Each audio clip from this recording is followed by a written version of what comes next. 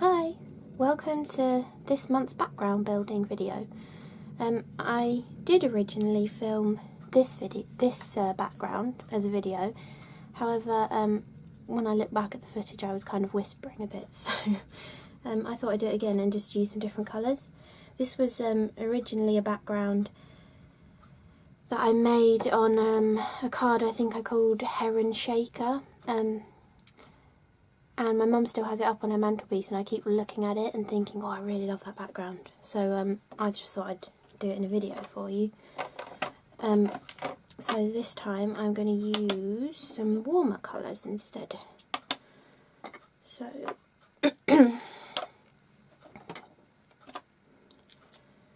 so first of all, to make this kind of background, I like to attach my paper to my glass cutting mat just to stop it from moving around so much. And I always cut my cardstock into A6 pieces, so I just quarter an A4 piece, because I usually love to use my stitched rectangle, which is A2 sized, and it's shorter than an A6 piece, so I can still tape it down, and still, when I die cut it, I won't get the bits where I've taped it, which is nice. Okay, so I'm going to start off with my lightest colour and just randomly ink blend. So to ink blend, you kind of get more used to it the more you do it, and as your sponges get more full of ink, it's less blotchy too. But you basically want to work the ink onto the page with a circular motion, and you sort of tap the ink pad and you can go onto the mat first to make sure you don't get too many harsh lines, if you like. I just like to squish it on my glass cutting mat, and it usually works nicely. I think in that one I did only use 3 colours, but I thought I will go 4 colours on this one, because there's not actually that much of a difference between mustard seed and spiced marmalade. And I'm using mustard seed, spiced marmalade, abandoned coral and picked raspberry. I really like this combination together. And I think there's nearly all of those colours in the oxides now, so you could use the oxides too if you wanted. It would just give a chalkier look to the design.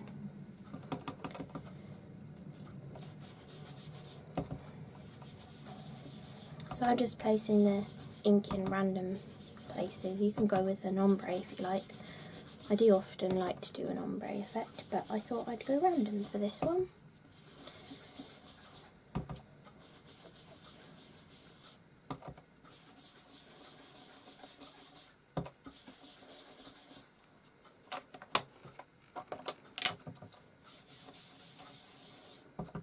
Okay, and then picked raspberry.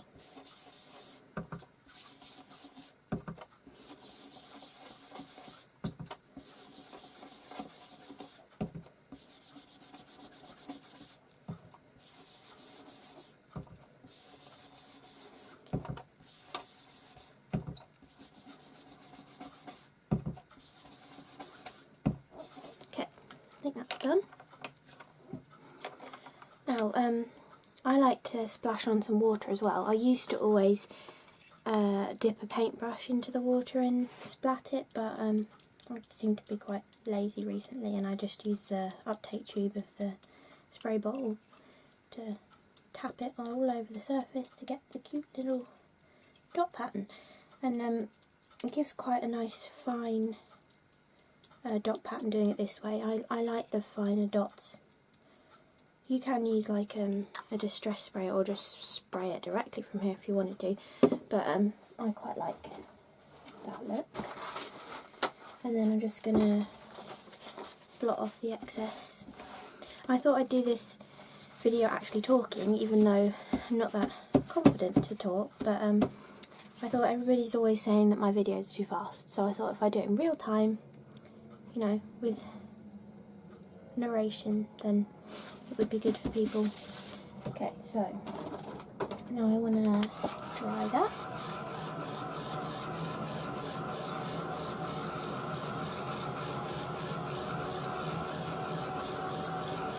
Then I want to add on some tone-on-tone stamping. I mean, it does look quite splotchy when you stamp in distress inks, but it actually does soak in quite nicely to the paper and you don't really notice, because on this one it did look rather blotchy, but it doesn't now it's dried. I can use this one. I just got this new acrylic block off of Amazon. Oh, that's not big enough. Try this one. Okay, so now I'm going to stamp with a few of the distress colours to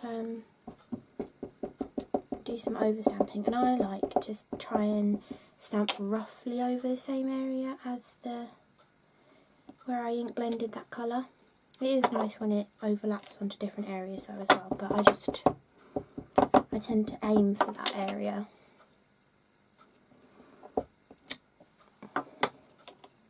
And it's usually when I do this, I like to do more of the lighter colour of ink, just because it blends more into the background then. If you use the darker inks that you've blended with, you kind of really notice it. Not that that's a problem, but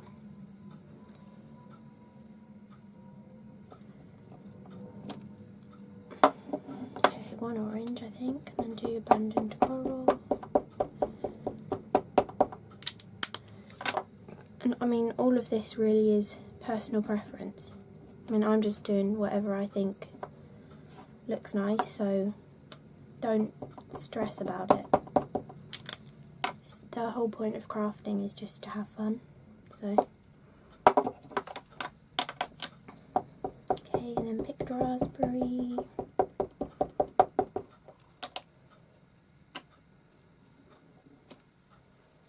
And then one more down here, I think.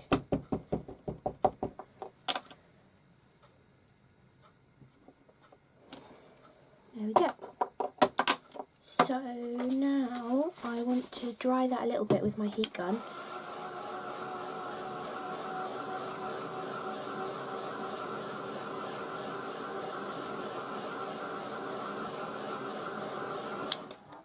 Then I want to add some extra interest, so I'm going to use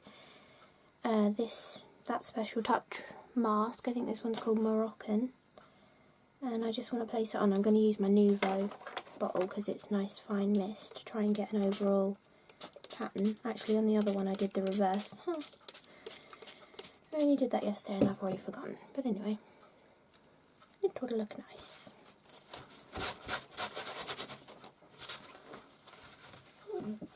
Okay, so just want to leave that for a few seconds while the water reacts with the ink. You can blot it off, or you can just dry it, or both.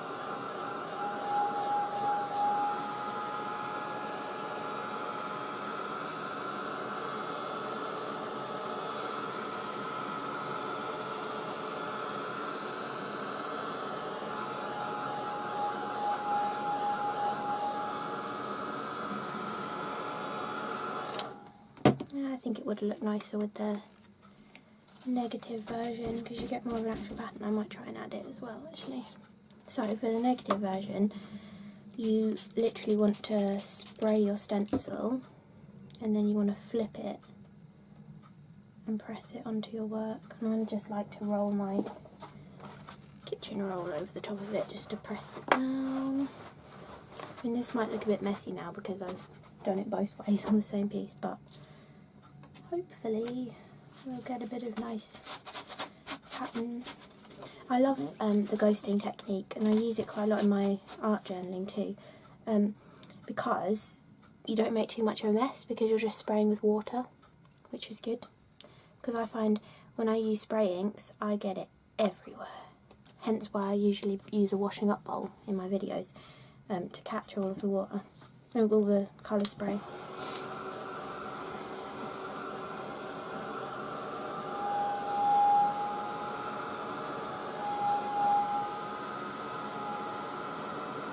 I don't think you can really see the negative effect that much.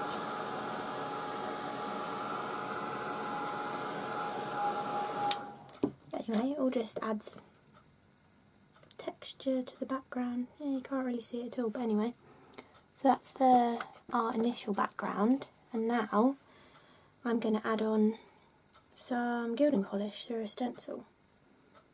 I quite like the warmer tones, but it's a lot more blotchy because of spraying through the stencil rather than doing the negative effect. But anyway, it looks nice. So, and plus I usually end up covering most of my background, but I mean the fun thing is it's just making the background, so it doesn't really matter if you cover bits up or you keep it. You can easily make another one. So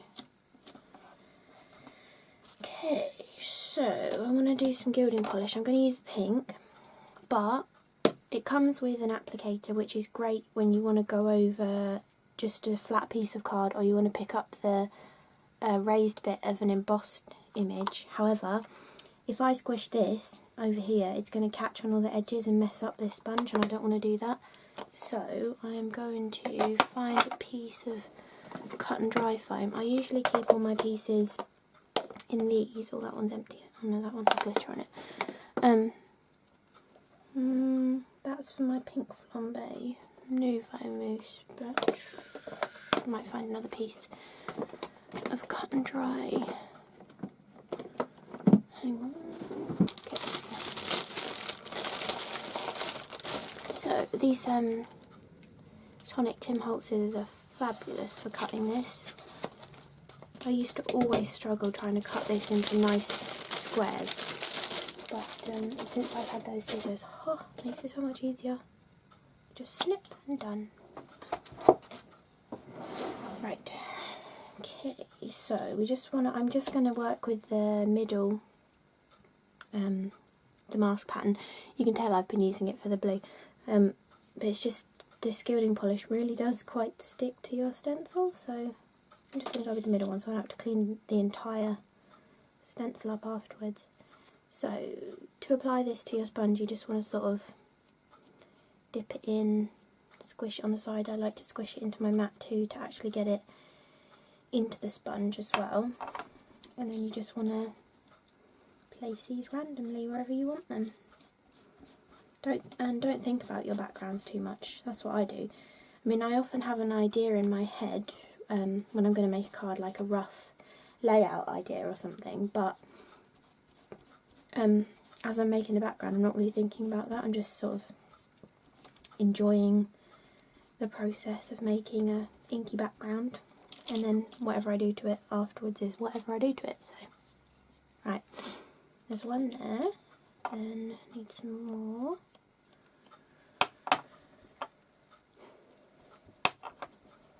I'll put another one here.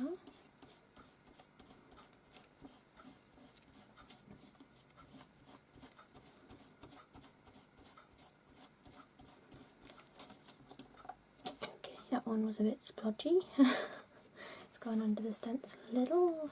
Just wipe it off. I don't really mind if it's splodgy. Okay, then I think I want to do another one maybe there. A bit more on my sponge.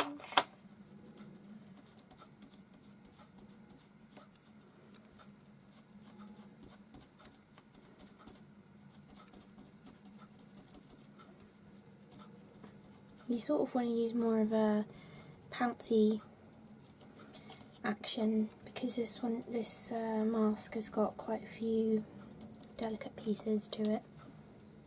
That looks good. Then to balance it, I think I need a little bit more down here. I mean, some of this might get chopped off when I die cut it, but I like to create a balanced background. And by balance, I kind of mean, if you imagine this was a pattern paper, you know, you'd sort of have pattern everywhere. It wouldn't just stop in certain places. It makes sense in my head. I'm not sure if that really makes sense out loud, but that's how I tend to work. I don't really verbalise what I do usually, so sorry if none of this makes sense. But people want me to talk, so I'm talking.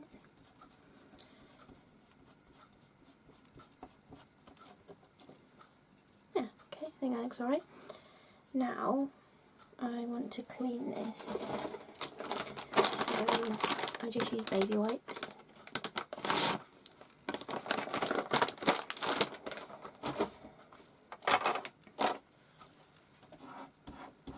And, oh, I don't want to damage it. It doesn't always come off that easily, but it's not too bad because it is water-based, this Gilding Polish. You could use Nouveau Mousse too. I'm not just like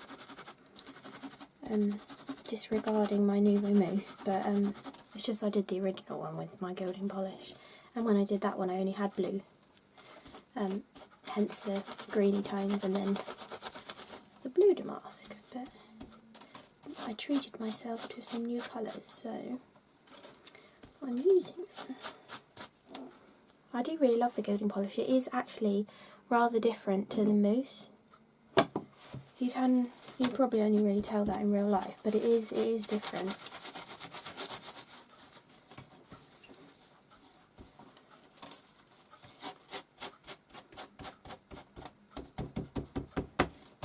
Yeah, that's clean enough, I think.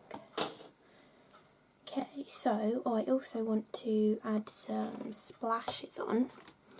So I'm going to do it the same lazy way I did it in the first one I tried to film.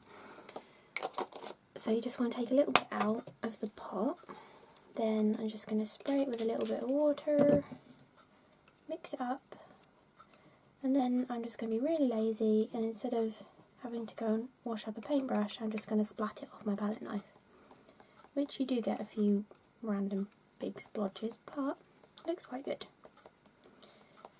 Splats are probably a bit bigger than I'd usually want, but anyway, I don't think it matters too much.